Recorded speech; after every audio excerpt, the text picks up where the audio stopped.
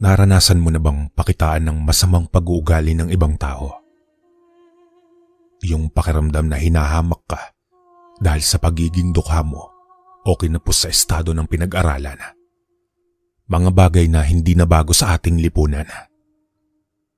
Taglay ng mga taong mapagmataas sa kapangyarihan, natapak-tapakan ng mga tao na mas mababa pa sa kanila sa tuwing napapagkumpara ang kanilang mga narating sa buhay. Ito ang naging dahilan upang ilad ko sa inyo mga kalakbay ang karanasan ng mga magulang ng aking sister-in-law sa kamay ng mga taong ginawa nila ng masama noong nagbakasyon ng pamilya nila sa aming probinsya sa Quezon. Taong 1988. Halos 4 na taon ng kasal si Kuya Walter at Ate Zenaida. Mayroon na din silang 2 anak. Tahimik naman ang buhay nila kapiling namin. Kaso sa tuwing bumibisita ang pamilya ni Ate Zenaida, ay nagugulo ang aming payapang pamumuhay. May pagkamataas kasi at may kasamaan ng ugali ang kanyang ina mga kalakbay na tinatawag ko namang Tia Lucrecia. Samantalang may pagkamayabang pa ang ikalawa nitong anak na si Syra at masyadong maporma naman ang bunsong kapatid na si Zoe.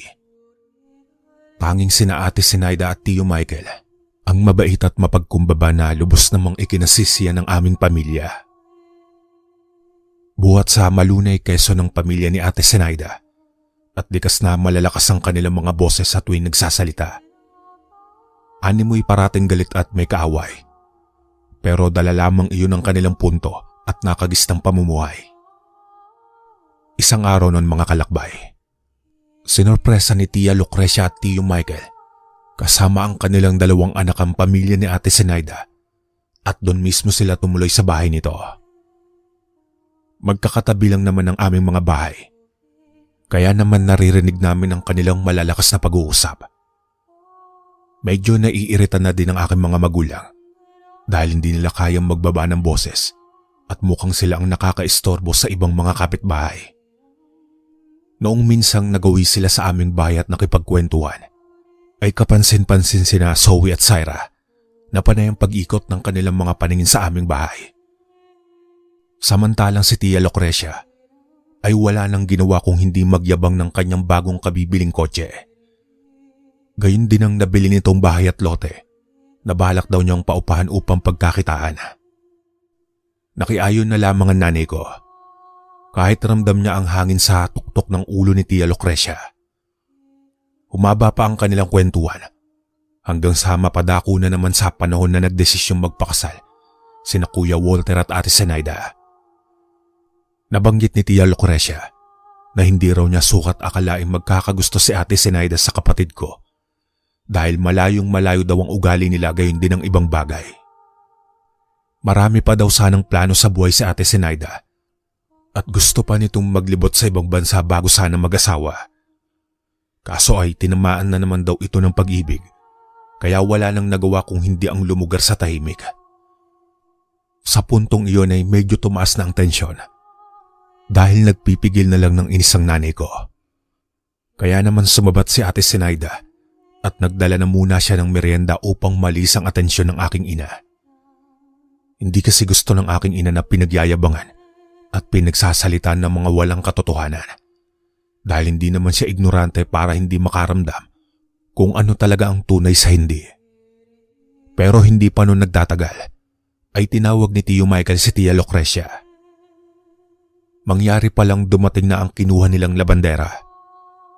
Si Kuya Walter na pala ang kumuha ng labandera para sa pamilya ni Ate Zenaida habang nagbabakasyon sila sa probinsya. Si Aling Ason pala ang labandera na kakilalang kakilala ni Kuya Walter. Binili na niya naman sina Tio Michael at Tia Lucrecia na maging mabait at magilaw sa naturang labandera at sa iba pa nilang mga makikilalang tao sa aming lugar.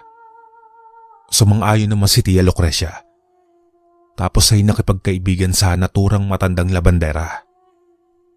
Hanggang sa marinig ni Tio Michael na umiiyak si Ronnie na anak ni Syra. Nabahala naman si Tio mga kalakbay dahil iyon ang pinakapaborito niya sa lahat ng kanyang apo kina Syra at Zenaida. Lumabas ng bahay si Tio Michael at inabutan niya sa tabi ng kalsada na pinagsasabihan ni Syra ang isang batang lalaki na mukhang nasa 8 taong gulang pa lamang. Samantalang umiiyak naman si Ronnie at may mantsa ang kanyang damit. Kaya naman tinanong ni Tio Michael si Syra. Anong nangyari dito?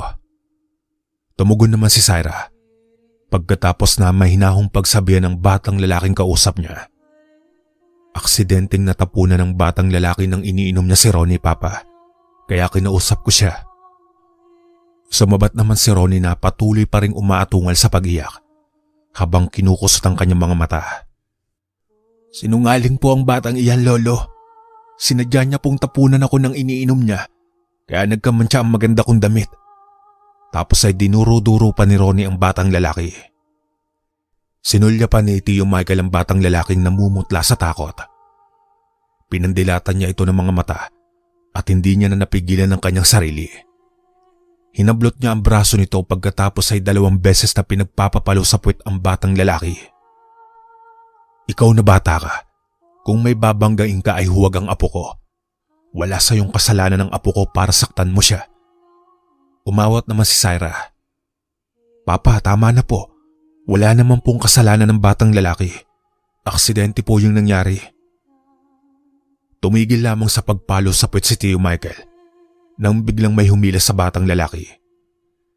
Isa itong lalaking nasa mukhang 30 anyos na ang edad. Balingkinita ng katawan at kunot na kunot ang noong nakamasid sa kanilang lahat.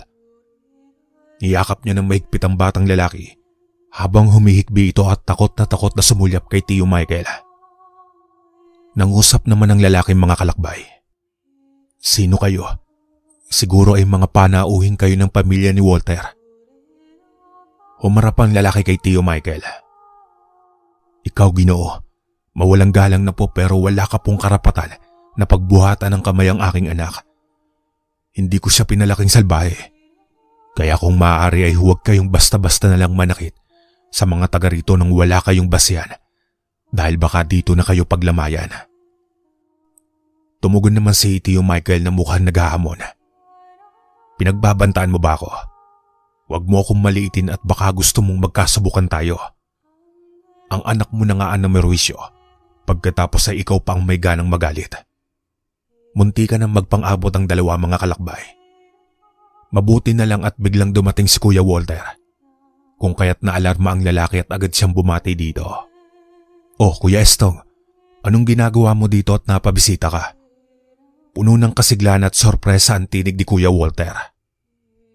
Sa puntong iyon mga kalakbay, ay panandali ang kinalimutan ng lalaki ang namumuong galit sa kanyang dibdib. Ngumiti ito kay Kuya Walter at sinikap na magpakahinahon. Kasi balak ko sanang puntahan si Nanay Ason dahil may mahalaga akong sasabihin sa kanya. Nalaman ko rin na kinuha mo pala siyang labandera para sa nanay ni Sinaida. Oo, tama ka Kuya Estong. Mabuti pa ay pumasok ka na muna sa loob ng aming bahay. Subalit natigilan silang lahat at naagaw ang atensyon nang makarinig sila ng malakas na bulyawan na nagmumula sa kabilang bahay. Napagtanto ni Kuya Walter na galit si Tia Lucrecia kay Aling Ason ukol sa paglalaban nito, kung kaya't dali-dali silang nagtungo sa kinaroroonan ng mga ito. Inabutan nilang pinapagalitan ni Tia Lucrecia si Aling Ason habang nagsasampay ng ilang mga damit na nilaban. Lumapit si Estong sa kanyang lumuluha at nakatungong ina pagkatapos ay kinausap ng harapan si Tia Lucrecia.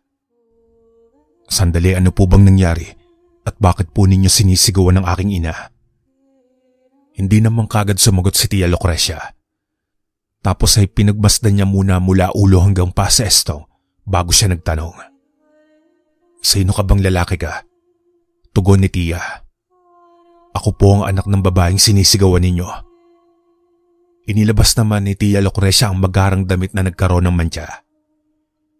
Ito ang ginawa ng magaling mong ina. Inihalo niya sa dekolor na damit ang magagara kong puting kamiseta kaya nagkaroon ng malaking mantsa. Hindi na ito kaya maibalik sa dati. Mataas ang tono ng boses ni Tia Lucrecia na mukhang nangongonsensya. Hayaan po ninyo at babayaran na lang po namin ang damit na namantsa ng nanay ko. Ano sa palagay mo ay kaya ninyong bayaran ng kamiseta ko? Galing pa ito sa ibang bansa At kahit mga buhay ninyo ay hindi ninyo kayang ibayad dito. Hindi siguro nakapag-aral yung nanay mo, kaya hindi niya alam ang pagkakaiba ng dekolor sa walang kulay na damit. Hindi na ako nagtataka dahil sa hilatsa pa lang ng mga pagmumukha ninyo ay mukha na kayong mga dukha. Sabay bumunot ng pera si Tia, tapos ay itinapon lamang sa harapan ni na Estong at Aling Ason. Sumabat naman sa usapan si Ate Zenaida, tapos ay kinausap niya ang kanyang ina. Mama, tumigil ka na. Sobra-sobra na ang panghahamak mo at nakakasakit ka na ng kalooban. Bumili ka na lang ng bagong kamiseta kaysa mang-away ka pa ng ibang tao. Subalit nagbatigas pa rin si Tia Lucrecia at nangungusap ang kanyang mga mata. O bakit? Ayaw ba ninyo ng ganyang halaga ng pera? Kakarampot lamang ang ibabayad ko sa inyo dahil sa kalokohang ginawa ni Ason. Napupuno na noon sa pot si Estong. Pinipigilan niya magalit pero nanginginig na ang kanyang mga kamao habang nakakbay sa kanya si Aling Ason at nakakapit naman sa pantalon niya si Ronnie. Bumunot pa ng malaking halaga ng pera si Tia Lucrecia at itinapong muli sa harapan ng mag-ina. Ayan, siguro naman ay tatanggapin niyo na iyang mga patay gutom. Mama, tama na po, paninita ni Syra at Zenaida. Ngunit parang walang narinig ang kanilang ina. Taas noon niyang pinaningkitan ng mga mata sina Estong at Aling Ason. Sa pagkakataong iyon ay tuluyan ng sumabog ang kalooban ni Estong. Dinampot niya ang mga perang papel at inihagis sa mukha ni Tia Lucrecia. Kamuntika na silang mag-away, mabuti na lang at naawat si Estong ni na Kuya Walter at Aling Ason at napigilan naman ni Tio Michael na sumugod si Tia Lucrecia. Nangusap si Estong. Para sa kaalaman ninyo, oo, mahirap kami pero hindi kami patay gutom. Hindi namin kailangan ng pera ninyo dahil kaya pa naming makuha iyan sa aming mga trabaho.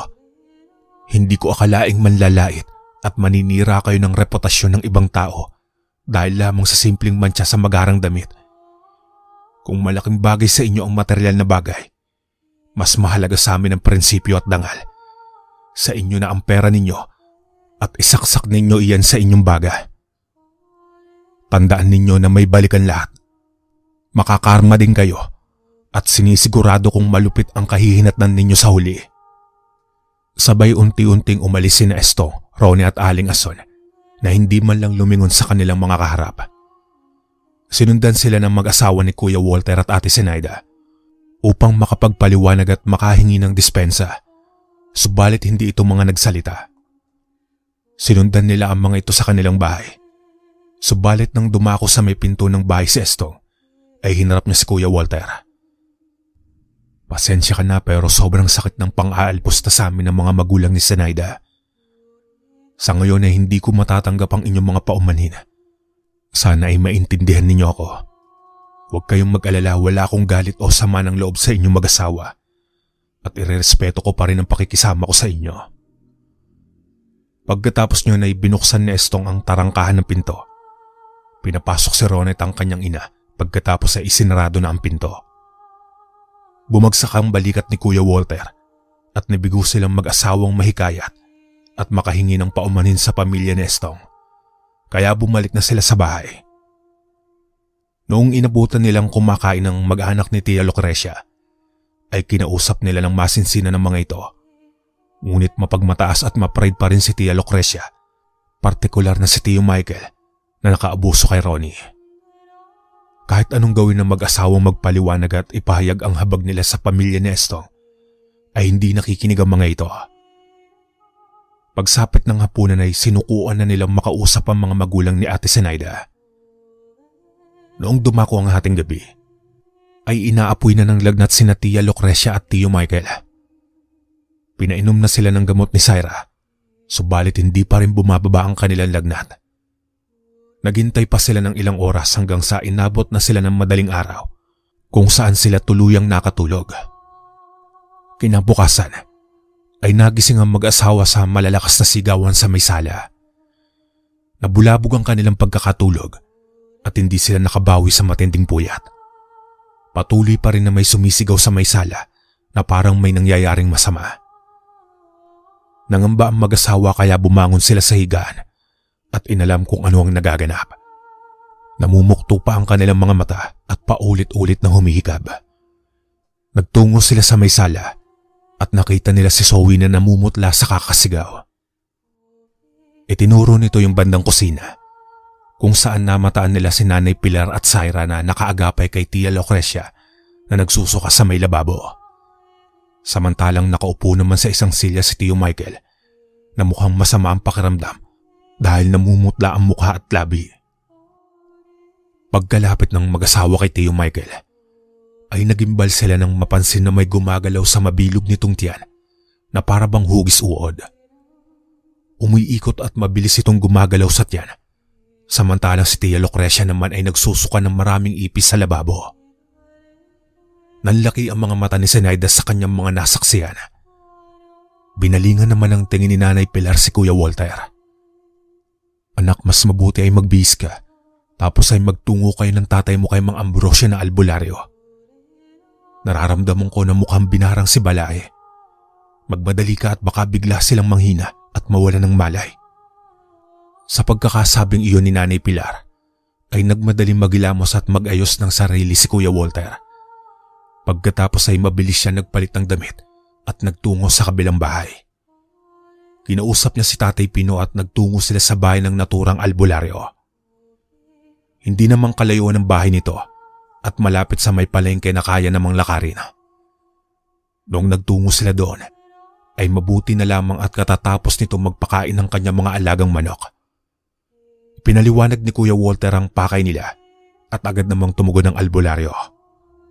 Nagmamadali silang pumunta sa bahay habang may dalang pang orasyon at iba pang materyales ang albularyo na ginagamit nito sa panggagamot. Pinaupo sa mahabang upo ang yari sa kawayan si Tia Lucrecia at Tio Michael habang nawawalan ng kulay ang kanyang mga balat.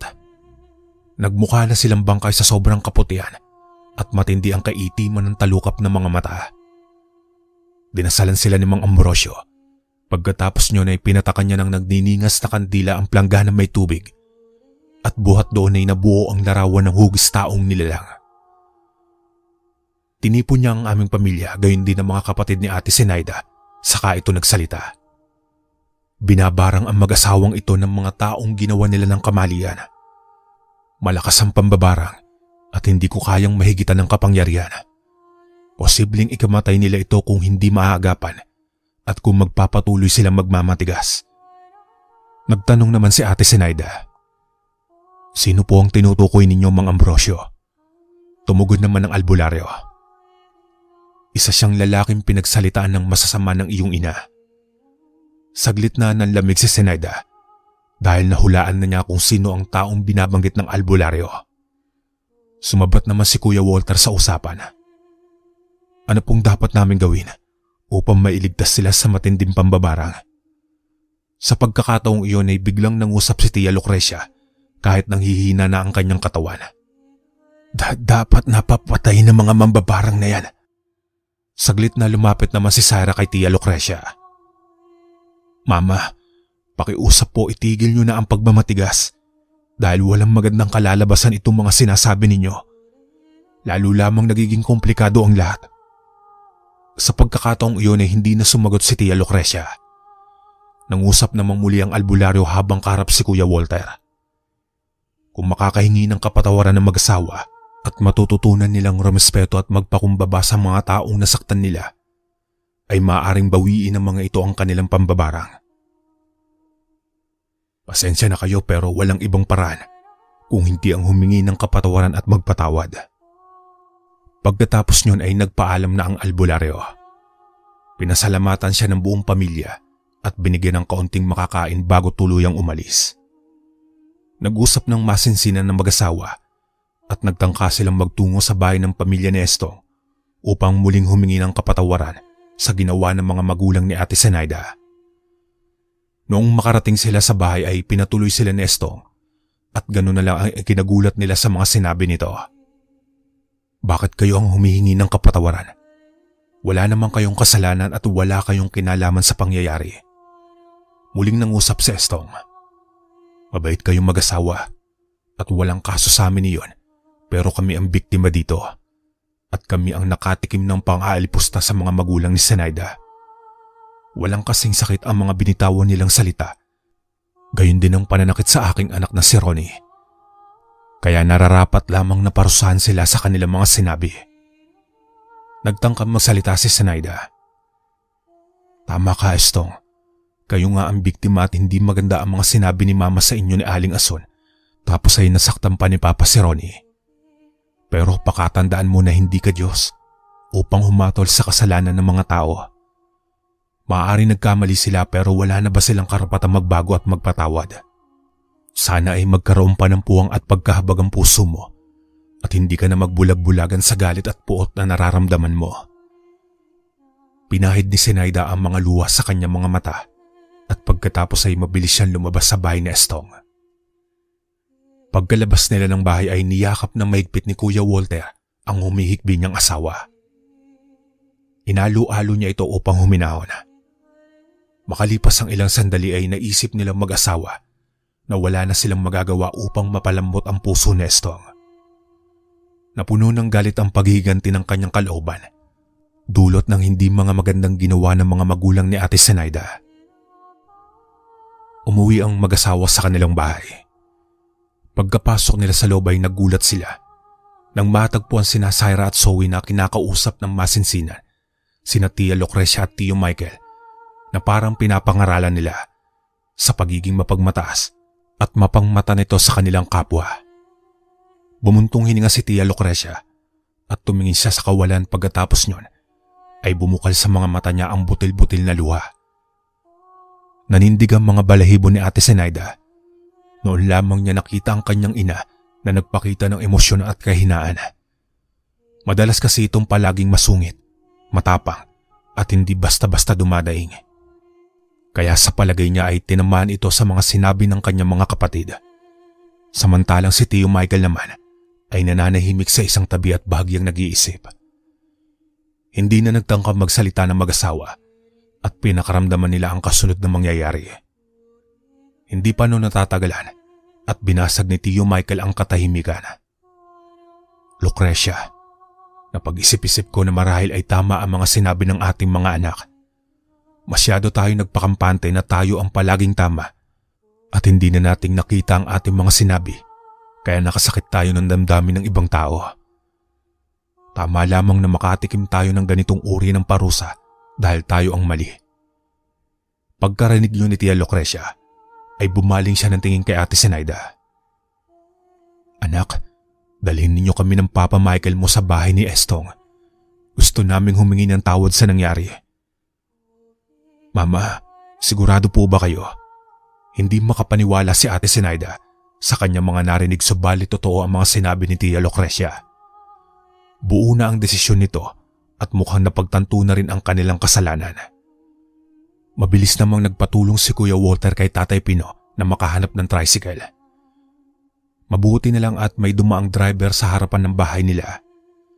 Kinausap ni Tatay Pino ang naturang driver at agad-agad na nagtungo si Kuya Walter sa bahay upang matulungan ng makalabas sina Tia Lucrecia at Tio Michael. Makalipas ang ilang minuto ay nakarating sila sa bahay. Nagbayad si Kuya Walter at inalalayan ang mga magulang. Kumatok sila sa pinto at pinagbuksan sila ni Aling Ason. Nakita nito ang kalagayan nila Tia Lucrecia at Tio Michael, kaya binalot ito ng matinding kahabagan at agad niyang pinapasok ang mga panauhin. Sumalubong naman sa may sala si Estong kasama si Ronnie. Napangisi naman si Estong nang makita niya si Tia Lucrecia at Tio Michael na namumutla sa sobrang sakit na nararamdaman habang may gumagalaw na insekto sa loob ng mga katawan nito. Aba, nagbago yata ang ihip ng hangin. Kung hindi pa kayo maghihingalo, ay saka pa lamang kayo hingi ng kapatawaran para sa kaligtasan ng buhay ninyo. Ano bang gagawin ninyo sa amin? Pagdududuruin at aalipustahin na naman ang buong pagkatao namin. Ganyan ang mga pag-uugali ng mga tao na hindi makontentong manglait ng kapwa. Nangusap naman sa mahina at pabulong na tinig si Tia Lucrecia na talagang mukhang namamalat ang lalamunan. Estong, parang awa mo na. Humihingi ako ng paumanin sa mga nasabi kong hindi maganda sa nanay mo. Hindi ko naisip na halos masira ko na ang iyong karangalan dulot ng mga salitang binitiwan ko sa inyo. Pagkatapos niyang magsalita ay sumabat naman si Tio Michael na patuloy na may gumagalaw sa kanyang tiyan.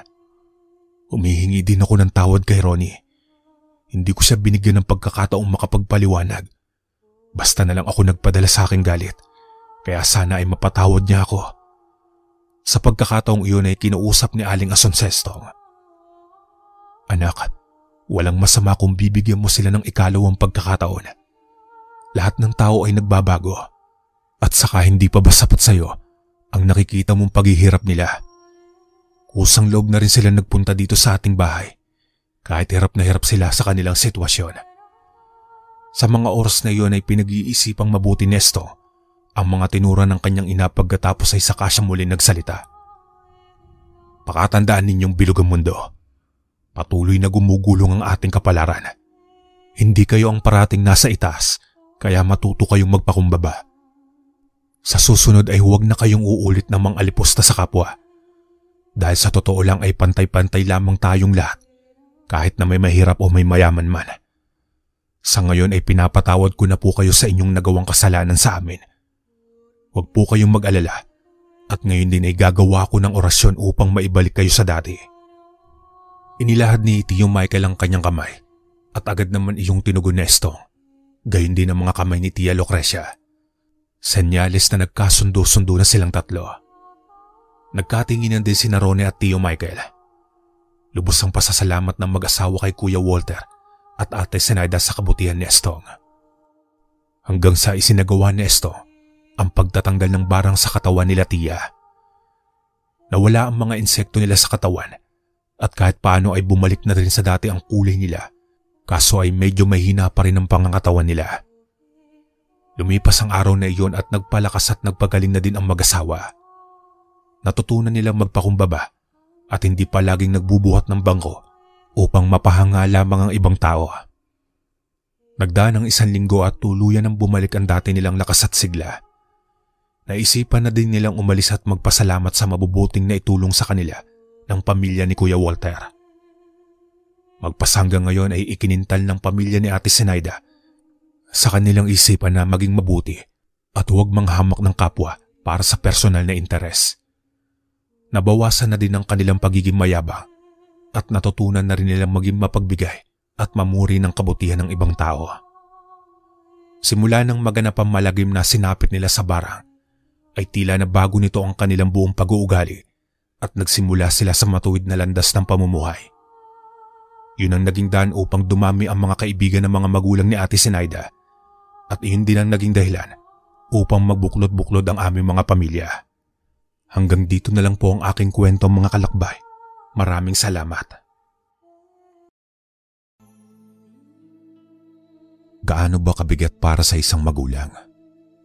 Lalong-lalo na ang isang ama na mawalan ng anak kung isa na kayong padre de pamilya o nakaranas na mawalan ng anak o di kaya'y mahal sa buhay, ay tiyak masasagot nyo agad ang katanungan kong ito. Magandang araw po sa inyo mga kalakbay. Matagal ko nang gustong ibahagi ang aking kwento sa inyo, pero ngayon pa lang ako nagkaroon ng lakas ng loob para magsulat at ipadala sa inyo kung ano ang aking naging karanasan. Pero bago ko simulan ng kwento, ay hayaan nyo muna akong bigyan kayo ng kaunting kaalaman tungkol sa mga aswang. Ang mga aswang ay isang nilalang na kayang magbago ng anyo na pwedeng manlinlang sa mga ordinaryong tao. Sila'y karaniwang inilalarawan bilang isang halimaw na kumakain ng mga hindi pa isinisilang na sanggol. Marami pa silang kayang gawin, ngunit ang ibabahagi ko sa inyo ay ang mismong alam ko lang. Ako'y tahimik na tao at tawagin niyo na lang po ako sa pangalang Ernesto. Matanda na ako at hindi ko na lamang sasabihin ang taon kung kailan ako ipinanganak at kung ilang taon na akong nabubuhay at lumalaban dito sa mundo. Alam kong lahat tayo'y may iba't ibang karanasan at kwento sa buhay. Pero itong sa akin, ito ang kwentong hindi ko kayang kalimutan sa buong buhay ko.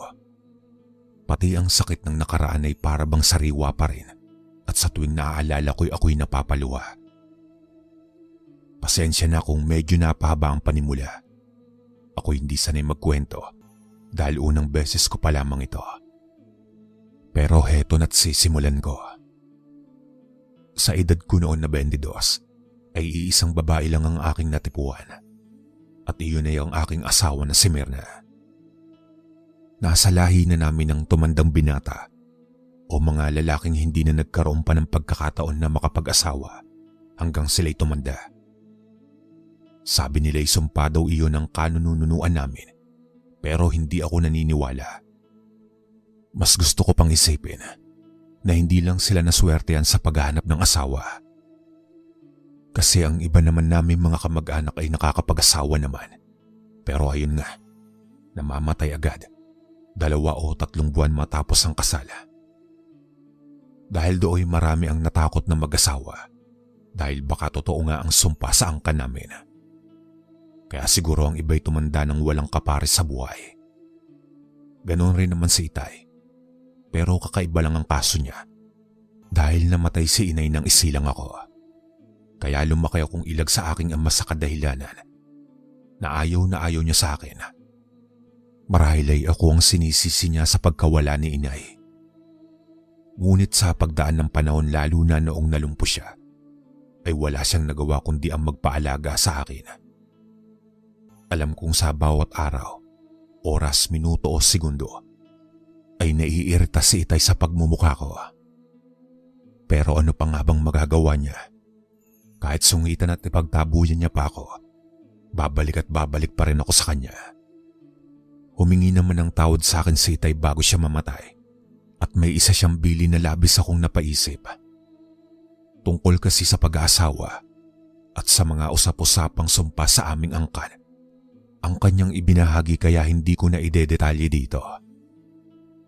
Namatay si Itay at kahit naging malupit siya sa akin, ay labis-labis pa rin ang lungkot ko noon. At walang ibang nagpagaan ng aking loob kundi si Mirna lang. Siya ang pinaka hindi ko inaasahang tao na lalapit sa akin noon. Dahil sa pinakabagsak na punto ng aking buhay ay siya ang nandyan. Nakakatawa man pero nang himas-himasin niya ang likod ko ay doon na ako napahagulgol. Yung tipong nahihirapan na akong huminga dahil sa labis na pag-iyak. Hindi ako iyaking tao at kahit noong namatay si Itay, hanggang sa mailibing ay walang luhang tumulong mula sa aking mga mata. Pero nang pagaanin ni Mirna ang loob ko, ay doon na lumabas ang lahat ng emosyong bigo akong ipalabas ng ilang taon. Kaya naman sobra-sobra ang pasasalamat ko sa kanya. Kung gusto mo magtrabaho, Ernesto, sasabihan ko si Papa na ipasok ko sa bukid kung saan siya nagtatrabaho. Yun ang unang beses na sinabi niya sa akin na hanggang ngayon ay hindi ko pa rin makalimutan. Noon kasi hanggang titig lang ako sa kanya. Sa sobrang hiya ko'y hindi ko na magawang mag-hi o ngumiti man lang. Pero ngayon ay panatag na ako. Tinupad naman ni Mirna ang sinabi niya sa akin dahil agad akong nakapasok sa bukid kung saan nagtatrabaho ang kanyang ama. Ang ginagawa nila doon ay nag-harvest at nagtatanim ng mga pinya. At kapag sakto na ang hinog nyon, ay susuriin iyon pa isa-isa para ipadala sa factory upang gawing Diyos. Ang naging trabaho ko doon, ako ang taga-harvest kaya kahit papano ay naibsan noon ang sakit ng pagkamatay ni Itay. Simula din noon ay lagi ko nang nakikita si Mirna. Tinadalhan niya kasi ng baon ng kanyang ama. At minsay kapag naaalala niya ako, ay bibigyan niya rin ako ng pagkain. Doon nagsimula ang aming pagkakaibigan. Hanggang sa tuluyan na nga ako magtapat sa kanya na sa palagay ko hindi na siya nabigla. Alam niya na daw kasi noon pa na may pagtingin ako sa kanya at maski ang mama at papa niya ay alam din. Wala naman ako naging problema sa buhay pag-ibig ko mga kalakbay. Dahil kung gaano kapait ang mga pinagdaanan ko noon, ay sobrang tamis naman ang kapalit niyon. Naging kami ni Mirna at sobra ko siyang nirerespeto, lalong-lalo na ang kanyang mga magulang. Kung ano ang mga bawal, bawal talaga. Sa pagdaan pa ng mga araw, ay ang malakas na pagnanais ko na maikasal kay Mirna. Kaya ang ginawa ko, lakas loob kong kinausap ang kanyang ama para hingin ang permiso nito. Sa awa ng Diyos ay pumayag naman ito, kaya nagporsige ako sa aking pagtatrabaho at nagsunog ng kilay para makapag-ipon. At nang makaipon na ako ay doon ko na hiningi ang kamay ni Myrna. Ikinasal kami sa edad kong 25 at si Myrna naman ay 23. Ngunit kahit sobrang saya na ng kasal namin, ay hindi ko pa rin maiwasang mag-alala dahil sa inihabili ni Itay sa akin patungkol sa sumpa. Kaya naman na magka-oras kami ng aking asawa ay tinanong ko agad siya. Mahal, hindi ka ba natatakot sa mga sabi-sabi na nasa lahi daw namin ang malas pagdating sa pag-aasawa? Ngunit imbis na maglabas siya ng ibang reaksyon, ay nginitian lamang ako ng matamis ni Myrna. Matagal ko nang alaman tungkol diyan, Ernesto. Sa tingin mo sasagutin ba kita at magpapakasal ako sa iyo kung naniniwala ako diyan? Tayo ang magpapatunay na walang katotohanan iyang sumpang iyan. Sabi-sabi lang yan ng mga matatanda at sa paglipas ng panahon ay naisalin at hetong at nakarating sa akin. Walang sumpa, walang malas. Sa mga sinabi sa akin ni Myrna ay nabago ang aking pananaw. Mas lalo ko pang sinipagan ang aking pagtatrabaho dahil ayaw ko namang maikasal lang sa babaeng mahal ko. Hindi lamang daw natatapos ang aking pangarap para sa aming dalawa. Dahil marami pa akong plano. Hindi lang para sa amin kundi para na rin sa magiging anak namin sa hinaharap. Hanggang sa nabuntis nga si Myrna, kaya itinuring ko siyang reyna sa sarili naming tahanan. Ngunit kahit ano ang ingat namin ay nakunan pa rin siya at sobrang sakit yun para sa aming mag-asawa. Pero kahit na ganun pa man ay hindi doon natapos ang aming buhay. Nagpatuloy pa rin kami at halos araw-araw na nagdarasal na sana'y mabuntis muli ang aking asawa. Saktong 3 taon ang lumipas ay saka pa lamang dininig ang aming panalangin. At sa muli nagdadalang tao na naman si Myrna. Kung gaano kami kaingat noon, ay mas dinoble na namin ang pag-iingat namin ngayon dahil napakasakit mawalan ng anak. Pero tila ba hindi namin mawari kung talagang malas ba kami o walang karapatang maging isang magulang. Dahil sa pangalawang pagkakataon ay nakunan muli si Myrna. Doon sa pangyayaring iyon ay ang kilala kong Myrna na hindi naniniwalang malas ang isang tao, ay siya na rin ang nagsabi sa akin na malas kami at ang aming pagsasama. Naging mahirap sa amin na labanan ng lungkot at bigati. Ilang taong kami naghintay na mabuntis muli ang aking asawa, pero kinuha muli siya sa amin. May mga pagkakataon na gusto ko nang isisi sa Diyos ang lahat. Kung bakit sa dinami-raming tao sa mundo, ay kami pa itong ayaw niyang magkaanak. May iba nga dyan nagpapalaglag. Pero kami kahit gustong-gusto namin, ay wala kaming magawa lalo na kapag ang nasa itaasan nagpasya. Nawalan ng gana si Myrna sa buhay at halos araw-araw ay nasa likod bahay lang siya kung saan nakalibing ang mga damit ng aming 2 anak. Minsan nakikita ko siyang umiiyak, minsan na may nakatulala. Hindi ko naman siya masisi dahil maski ako man ay nalulungkot rin. Pero dahil ako ang padre de pamilya, kailangan ko magpalakas para may makakapitan siya. Dahil kapag nagkataon na hahayaan ko rin pagharian ako ng lungkot, ay wala na kaming makakapitan na 2. Bukod doon pansin ko rin na kapag nakakakita si Myrna ng mga batang naglalaro, ay mas napapadalas ang pag-iyak niya. Kaya naman ibinili ko ng lupa ang naipong kong pera at pinatayuan iyon ng maliit na bahay. Kahit medyo malayo iyon sa pinagtatrabahuan ko, ay hindi ko na ininda. Basta't malayo ko lang ang aking asawa sa labis na kalungkutan. Umalis kami sa Patag at mas pinili naming mamuhay sa bundok. Marami naman ang naninirahan doon at hindi lang kami. Pero malalayo lang talaga ang mga bahay-bahay. Hindi naman din ako nabigo. Dahil sa ilang taong nakikita ko ang lungkot sa mga mata ni Myrna, ay sa wakas nakita ko na rin siyang ulit nang umiti. Huli ko siyang nakitang sobrang saya, ay noon na lamang niyang nagdadalang tao siyang muli. Araw-araw ay tinitis ko ang layo ng bahay namin sa pinagtatrabahuan ko. Kapag umuwi naman ako ay sumasaya ang aking puso dahil lagi akong ipinagluluto ni Myrna. Kahit paunti-unti ay bumabalik na ang sigla ng aking asawa. Mabagal man ang proseso pero alam kong darating din kami doon. Hindi rin namin nahinto ang panalangin namin na sana ibigyan muli kami ng anak na siyang dininig naman ng nasa itaas. Dahil makalipas pa muli ang 2 taon ay nabuntis muli ang aking asawa. Ipinapangako ko sa iyo, mahal, ngayon na binigyan niya ulit tayo ng pagkakataong maging isang magulang, titiriplihin ko ang pag-aalaga ko sa iyo. Yun ang naging pangako ko kay Myrna. Maging siya rin naman ay labis-labis na rin ang pag-iingat. Masaya lang kasi talagang magbuntis ang aking asawa, kaya kailangan pakaingatan.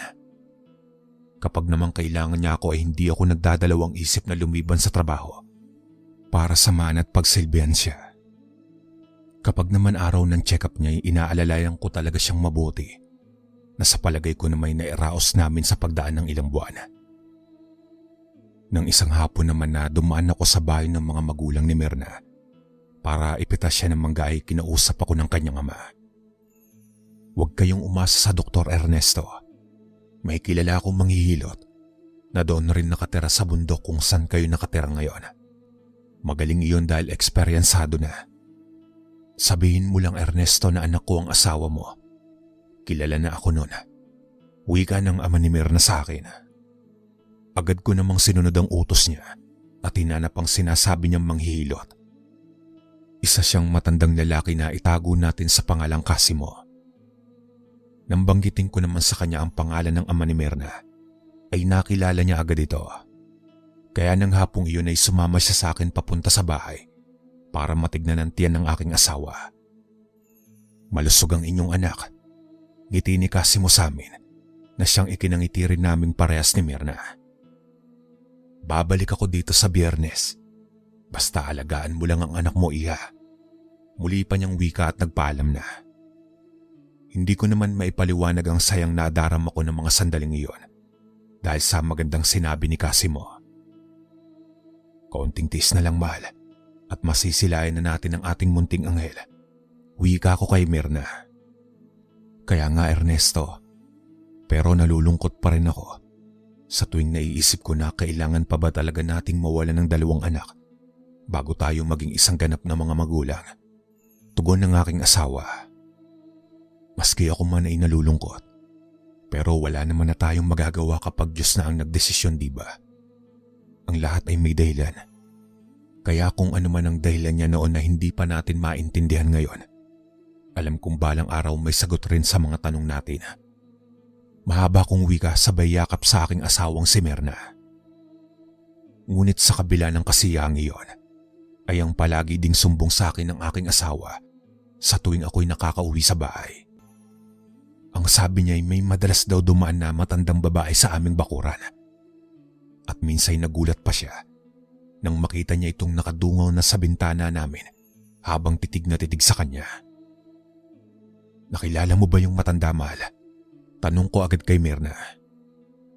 Hindi, mahal eh. Hindi ko na itanong ang pangalan dahil sa gulat ko. Isa pa, bigla na lang din kasi siyang nawala nang lapitan ko siya. Baka nagulat din siya dahil napasigaw talaga ako. Kawawa naman. Mabait si Myrna, mga kalakbay. Kaya nagawa niya pang maawa sa matandang hindi niya kilala. Habang ako ay nagkaroon na ako ng pagdududa.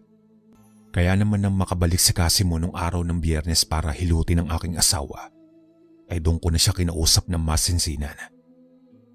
Sinabi ko kay Casimo ang sinabi rin sa akin ni Myrna. Kaya kitang-kita ko ang pag-iba ng kanyang aura.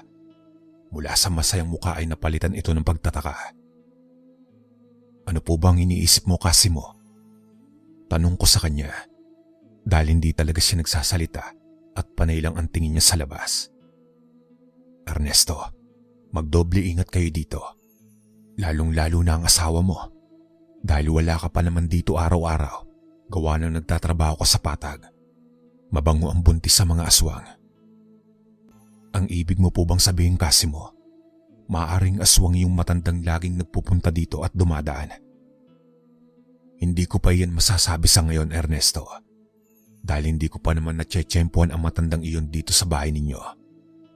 At wala rin akong kilalang matanda na nakasuot ng itim na balabal.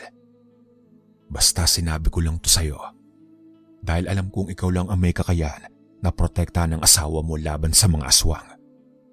Huwag rin kayong basta-basta magtitiwala kung kani-kanino. Yun ang mga salitang labis na nagpaisip sa akin.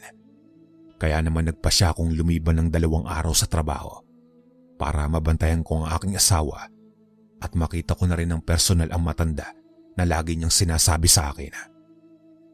Sa unang araw ay wala naman dahil hindi nagpunta doon ang matanda. Ngunit sa pangalawang araw ay ganun na lamang ang gulat ko. Nang akmang palabas na ako ng pinto ay nakita ko ang matanda na nakadungaw sa may bintana namin. Sino ka? Yun agad ang nasambit ko dala na rin siguro ng aking gulat. Magandang araw sa iyo, iyo. May kasama na pala ang asawa mo dito. Pasensya na at ako'y aalis na lamang, saad ng matanda. Nang tignan ko siya ng maayos ay doon ko napagtanto na sobrang tanda na pala nito. Nakakurba na pababa ang katawan niya dahil sa katandaan at uugod-ugod na kung maglakad. May suot din siyang itim na balabal at may daladala pang tungkod na nagsisilbing pangatlong paa niya. Nay, saan po kayo galing?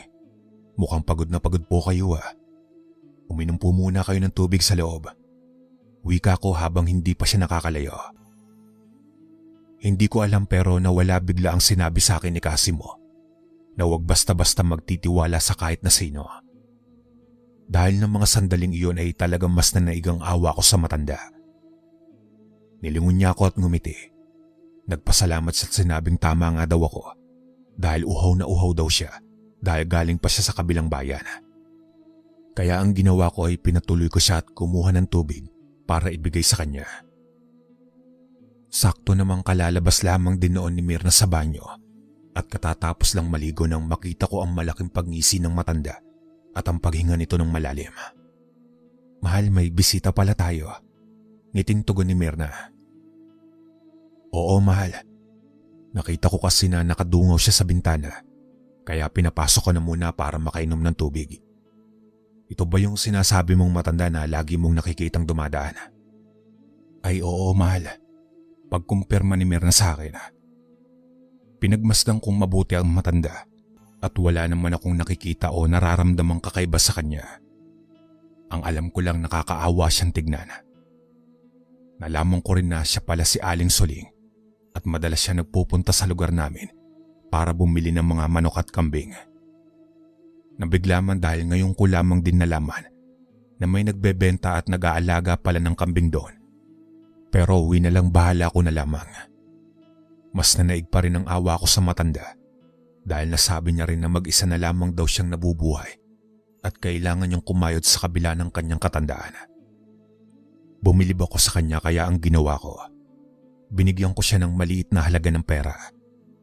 Hindi naman iyon sasapat para sa kanya pero galing iyon sa kaibuturan ng aking puso kaya pasasalamat lamang niya ay sapat na. Matapos ang kaunting kwentuhan ay nagpaalam na muli si Aling Suling at malayo-layo pa daw ang lalakarin niya. Nagpasya pa nga akong ihatid siya pero tumanggi iyon. Mabait naman pala ang matandang iyon, mahal. Ngayon wala ka ng rason para matakot dahil may bago na tayong kakilala dito sa atin. Ngiti ko kay Mirna. Kaya naman bumalik na ako sa trabaho ko kinabukasan at kampante na akong iwanan muli ang aking asawa na mag-isa. Nang mag-Biyernes na naman ulit at nagpunta si Casimo sa bahay, ay doon ko na sinabi sa kanya ang tungkol sa matanda na nakita at nakilala ko rin na sa wakas. Natanong pa ako ni Casimo kung pinatuloy ko ba daw si Aling Suling. At nang tumango ako ay doon na nanlaki ang dalawa niyang mata. Bakit mo yun ginawa, Ernesto? Bakit po, Casimo? May mali po ba sa ginawa ko? Hindi ba't sinabi ko na sa'yo na huwag kayong basta-basta magtitiwala sa kung sino-sino? Pinatuloy mo pa talaga ang matandang iyon. Tignan mo, aaraw-arawin niya na si Mirna dito. Ipapaputol ko ang mga daliri ko sa kamay kapag nagkamali ako sa aking sinabi. Hindi kayo nag-iingat. Ramdam ko ang galit sa boses ni Casimo ng mga oras na iyon. Kaya alam kong may laman ang sinasabi niya. Kinabahan din ako sa ginawa ko dahil kung sakali man na totoong aswang nga si Aling Suling, ay inilalagay ko lamang sa kapahamakan si Mirna. Ngunit dahil may parte din sa akin na nagsasabing biktima lamang si Aling Suling, sa mga mapanghusgang mata ng mga tao, ay hindi ko pa rin masyadong inisip ang sinabi ni Casimo. Hanggang isang gabi noon, pagkatapos kong magbihis at huhugasan ko na sana ang mga pinggan na nasa lababo, nang mapansin ko ang 2 baso na naroon. Kilala ko kasi ang aking asawa. Kapag siya lang ang nandito sa bahay ay isang baso lang talaga ang ginagamit niya. Pero ng mga sandaling iyon ay 2 ang aking nakita. Mahal, bakit 2 yung baso na nandito sa lababo? Tanong ko agad sa kanya, kaya lumapit siya sa akin. Kay Aling Suling iyang isa, mahal. Dumaan kasi siya kanina dito sa bahay at sakto namang nagtatahi ako ng damit ni baby. Kaya pinapasok ko na siya para may kakwentuhan ako kahit papano. Sagot sa akin ni Myrna. Nagpunta na naman siya dito. Tanong ko naman sa kanya. Oo, pero alam mo ba, mahal? Napaka-weirdo niya, ha? Naitanong niya kasi sa akin kung matagal na daw ba nating kakilala si Casimo. Sinabi ko naman sa kanya na ngayon lang din. Pero si Papa kilala siya. Sabi niya sa akin, mahal, laganap na daw ang mga aswang ngayon at hindi daw maganda ang pang-amoy niya kay Casimo. Pinapalayo niya nga ako sa kanya eh. Yun ang mga sinabi sa akin ni Myrna na sinabi ko rin kagad sa ama ng aking asawa dahil sinadya kong bisitahin talaga siya sa bahay para magtanong pa tungkol kay Casimo. Pero ang sabi niya ay bata pa lamang sila ay kilala na nila ang isa't isa. Kilalang manggagamot ang ama ni Casimo at saksi daw ang ama ni Myrna kung gaano nahasa ang kaibigan sa panggagamot. Sa katunayan ay ito rin daw ang personal na manghihilot ng kanyang asawa na siyang ina naman ni Myrna. Kilala na ang matanda sa buong lugar, kaya pinagkakatiwalaan siya ng lahat. At sa sinabi ko naman tungkol sa sinabi ni Aling Suling, ay baka daw patibong lamang iyon para malihis ang paniniwala namin. Kaya naman dali-dali ako nagpaalam sa ama't ina ni Myrna at hinanap si Casimo sa bahay nila. Nagkataon naman nakadarating lang niya, kaya pinapasok niya ako sa bahay at doon na kami nagsimulang mag-usap. Kung ano ang sinabi sa akin ng ama ng aking asawa, ay iyon din ang sinabi sa akin ni Casimo patungkol sa nakaraan niya. Kaya ng mga sandaling iyon ay isa lang ang napagtanto ko, na sa kanilang 2 ni Aling Suling ay siya ang nagsasabi ng totoo. Balikan mo agad ang asawa mo, Ernesto, at maglagay ka ng abo sa bawat sulok ng bahay ninyo. Yun ang bilin sa akin ni Casimo na agad ko rin namang sinunod nang makarating ako sa bahay namin at nadatnan ko ang aking asawa na nagtutupi ng mga damit. Medyo nagtaka pa si Myrna sa ginawa ko, kaya marami siyang naging tanong. Ngunit sa lahat ng naging tanong niya ay isa lang ang sagot ko, at iyon ay dapat niya nang iwasan si Aling Suling. Sa muli ay nagtanong siya sa akin kung bakit. Inaasahan ko na iyon dahil nakilala naman talaga namin ng matanda, nakaawa-awa at mabait. Pero sa likod pala noon ay ang itinatago niyang negatibong enerhiya at ang balak niya sa aking asawa kung sakaling tama ang hinala naming lahat. Ngunit sa kabila ng paulit-ulit kong pagpapaalala kay Myrna ay ang pagtigas din ng kanyang ulo. Dahil nang muli ko siyang tanungin kung nagpupunta pa ba si Aling Suling dito, ay oo daw at napapadalas pa. Pinapapasok niya rin daw ito at nagkukwentuhan pa sila. Nainis ako sa aking asawa ng mga panahong ito, mga kalakbay. Pero dahil ayaw kong ipakita ang emosyon ko sa kanya at ayaw ko siyang pagsalitaan ng masama dahil nga buntis siya, kaya mas pinili kong huminahon, kumalma at ipaliwanag muli sa kanya ng dahan-dahan kung bakit ayaw kong nakikipag-usap siya kay Aling Suling. Pero nagawa pang ipaglaban sa akin ni Myrna na sa halos araw-araw naman daw nilang pag-uusap ng matanda ay wala itong ginawang masama sa kanya. Sa katunayan ay pinapagaan pa daw nito ang kanyang loob at binibigyan pa ng mga tips para sa nalalapit niyang kabuwanan. Malapit na akong sumuko kay Myrna noon dahil kahit si Casimo pa ang magsabi sa kanya ay talagang hindi ito nakikinig. Kaya ang ginawa ko, pumunta ako sa kabilang bayan, sa mismong kanluran base na rin sa sinabi niya, upang magtanong-tanong sa mga taong naninirahan doon kung may suling ba silang kilala, pero wala. Wala daw silang kilalang suling. Nagawa ko pang sabihin kung ano ang itsura nito, lalo na ang paborito niyang laging isinusuot na itim na balabal. Pero wala daw talaga silang kilalang matandang babae na gano'n ang forma. Doon na mas dumoble ang kabang na darama ko. Hindi lang para sa akin kundi para na rin sa aking asawa. Kaya sa muli ay ipinaliwanag at sinabi ko sa kanya na walang nakakakilala sa matandang si Soling. Bagay na sa wakas ay pinaniwalaan niya na. Pero lingid pala sa aking kaalaman, huli na pala ang lahat. Dahil kasabay ng paniniwala ni Myrna sa mga sinasabi ko, ay ang pansin ko naman pagkabalisa niya. Napapadalas iyong kaya kinakailangan kong magpaalam ng formal sa aking amo sa trabaho na ako'y liliban para samahan ng aking asawa. Kung ilang araw o linggo kong liliban ay hindi ko pa sigurado. Basta't ang alam ko, saka na ako babalik sa trabaho kapag okay na si Myrna. Hanggang sa ako'y makabalik sa bahay matapos magpaalam sa aking amo, ay naabutan kong naguhugas ng pinagkainan si Myrna. Niyakap ko pa siya patalikod at sinabing ako na ang tatapos magugas para makapagpahinga na siya. Pero nang humarap sa akin si Myrna nang nakangiti, ay agad nakita ng dalawa kong mata ang kaunting bahid ng dugo sa gilid ng kanyang labi. Agad akong nagtanong sa kanya pero sinabi niya na wala naman daw dugo dahil wala naman siyang kinaing kakaiba maliban sa gulay. Pinunasan ko na yon at hindi ko na lang pinansin pa. Mas kampante na rin ako ngayon na kasama ko ang aking asawa para mas lalo ko pa siyang mabantayan. Pero sa paglipas ng mga araw, ay may napansin muli ako kay Myrna. Bukod kasi sa biglaang pagkakasakit niya, ay panay rin ang daing niya sa lalamunan. Masakit din ang kanyang kasukasuan, kaya ang akala ko'y dala lang iyon ng pagbubuntis niya. Pero sa pagtagal ay mas lalo iyong lumala. Sakto namang kababalik lamang din noon ni Casimo dahil ilang araw din siyang nawala at may ginamot na kaibigan sa bayan. Nang makadalaw siya sa amin para tignan si Myrna, ay doon niya na napansin ang pagliit daw ng tiyan ng aking asawa na sa tingin ko naman ay hindi nagbago. Hindi mo ba napapansin, Ernesto? Lumiit ang tiyan ng asawa mo. Sabi sa akin ni Casimo, kaya tinawag niya agad si Myrna at inilagay ang kamay sa tiyan ng aking asawa. Doon nakita ko naman siya agad na napadasal at halos masambit na ang lahat ng santo. Mang Ernesto, ano po ang nangyayari? Ayos lang ba ang anak namin? Kabado kong tanong sa kanya dahil kitang-kita ko ang tensyon sa kanyang mukha. Wala na ang anak niyo sa loob ng tiyan ni Myrna. Hindi agad ako nakaimik sa sinabi ni Casimo, lalong-lalo na si Myrna. Nagawa ko pang sabihin sa kanya na ulitin ang pagsusuri, pero nakailang ulit na lamang si Casimo ay ganun pa rin ang sinasabi niya, na wala na daw pulso ang sanggol sa loob.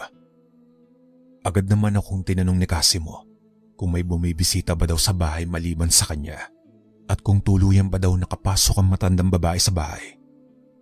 Nang tumango ko ay doon na niya nasapo ang kanyang ulo. Ilang beses na siyang dumalaw dito, Ernesto.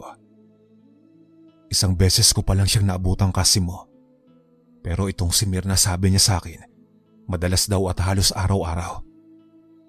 Ano araw-araw? Imposible naman yata yun, Ernesto. Dahil nagawa ko pang silipin si Myrna dito. Dahil sinabi mo nga na may umaaligid ng matandang babae dito sa bahay ninyo. Pero wala naman akong nakikita. Ang akala ko'y isang beses lamang nangyari iyon, Ernesto.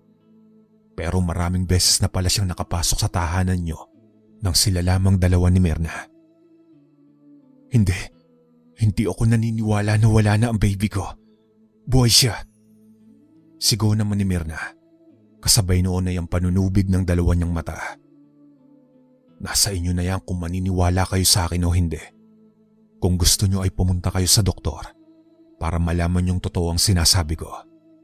Naniniwala ako kay Casimo, pero may parte rin sa kaloob-looban ko ang ayaw maniwala.